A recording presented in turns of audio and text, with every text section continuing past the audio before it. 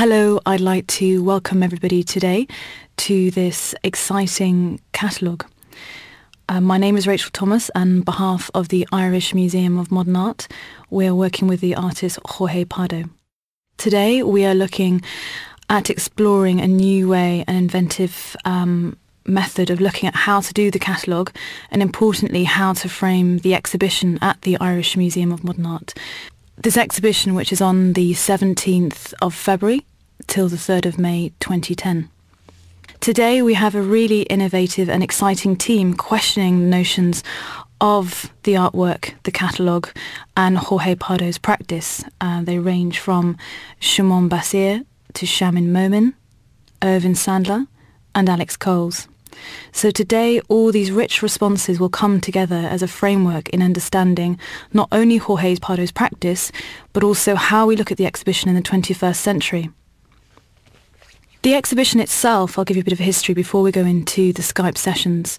Jorge Pardo is a virtual retrospective of his practice, and it's done through a very different way that everything is two-dimensional. So it's actually a 2D photo-mural wallpaper and has no actual objects. Pardo's innovation techniques lies here with using internet technology with the museum space to address questions of space and boundaries. Underpinning all of this, importantly, is questions, I think, posed by the notion of Pardo with the object and image, which relate back to Marcel Duchamp, echoing the implications of the object and art. And to neatly ties into that is where are we going in the 21st century with the idea of the catalogue, the show, the artist, and representations. So without further ado today, I'm going to introduce the 4 speakers with Jorge Pardo that are based around the globe, from London to Dublin to New York to LA. So it's quite an interesting mix here. And our first speaker is Shimon Basir in London. Shimon is a writer, editor, curator and director of cultural programme at the Architecture Association in London. He's also co-founded the print event collection Sexy Machinery and is contribution editor at Tank magazines. He's currently writing a novel set in the Gulf entitled World, World, World. So I'd like to thank Shimon, first of all, to be part of this, and also to start the session between Shimon Basir and Jorge Pardo. You once half-jokingly, maybe half-seriously, called yourself a post-Marxist, and defined it as somebody who probably still has a lot of sympathy for socialism, but is totally sober to the fact that Marxism is wrong. What, Jorge, in your opinion, are the differences between being a post-Marxist and a benevolent capitalist? And would you balk at being labelled a capitalist of any sort?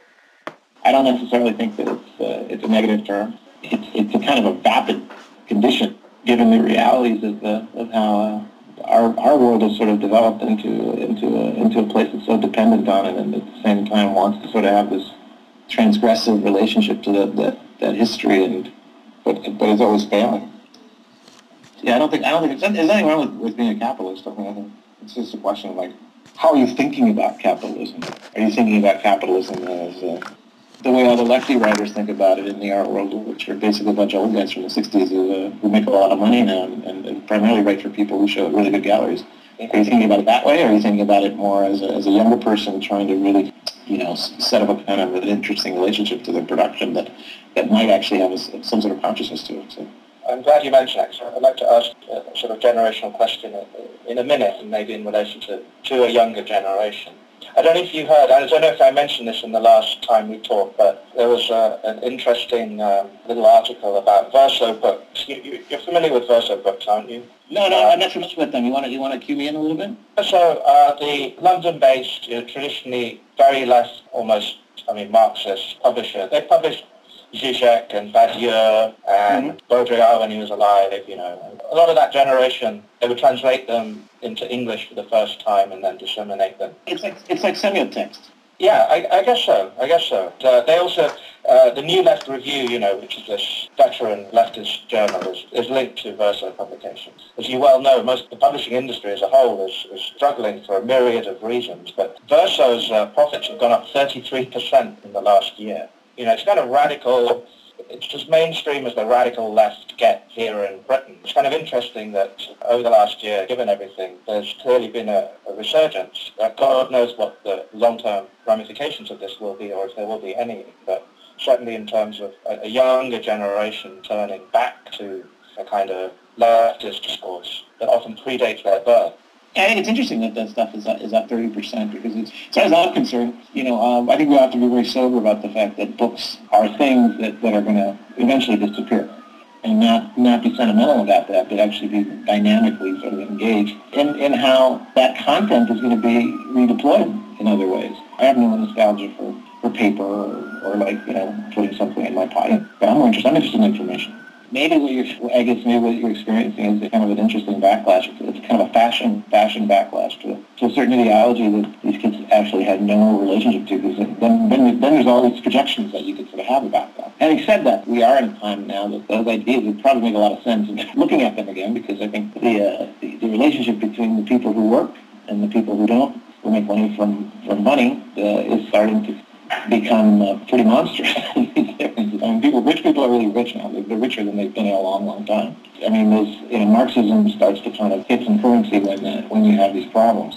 If you're going to be a hardcore Marxist now, you basically have to tackle this problem of how traditional means of consciousness raising have failed, and what are the new techniques that you need to describe people's way of thinking about these problems are. Absolutely. So I think those are hard questions. I mean, I think Marxism came at a time when people actually, the idea of natural resources and making these things, and then you sort of, they were all in the same place. It's based on a theory that the workers own what they make, and it's all based on that. And their access to that ownership is controlled by the man. Nobody owns anything anymore. Everything's leveraged. Well, it's funny you mentioned that. There's a book that came out last year called Super Rich by David Rothkopf, who originally was on Clinton's administration. This was written before the financial crisis, but I'm sure it still has some credence. And he said that 66% of the world's wealth was owned by 170 entities, and an entity being either an individual or a corporation. And he basically looked at these kind of 6,660 people in the planet, being a kind of scalar fraction of the 6.6 billion.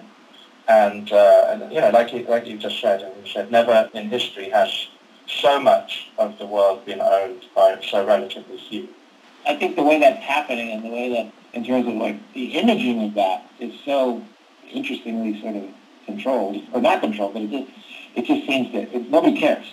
Yeah. There isn't this sort of an industry out there that is saying, this is kind of grotesque, and making images of it.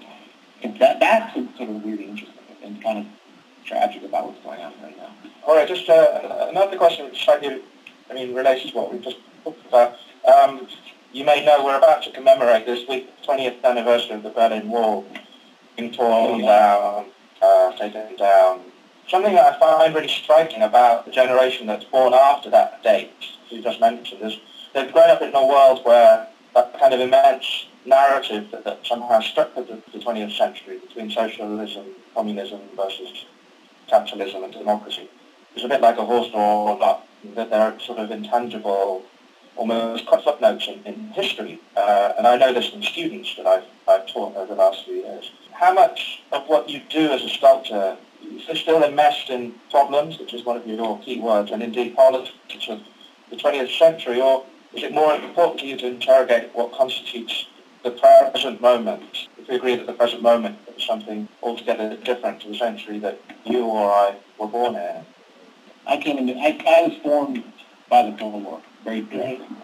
I was born in Cuba in '63. It was the same year the missile crisis, and we left the United States in '69.